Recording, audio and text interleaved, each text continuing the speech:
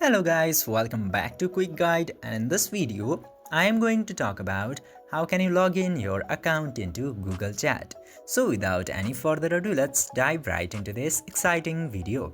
Now, in order to log in into your Google Chat, you just simply have to open the Google Chat application.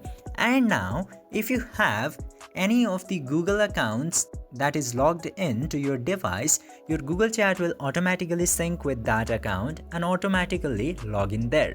Now, if you don't want to use the account which is logged in, you can log out this account from your device and log in another Google account by going into settings. And that way you can easily log into the desired account into Google Chat and chat with your friends. In order to do that, just simply go to your account setting in your device, and after that you just simply have to remove the account which is currently selected and add a new one.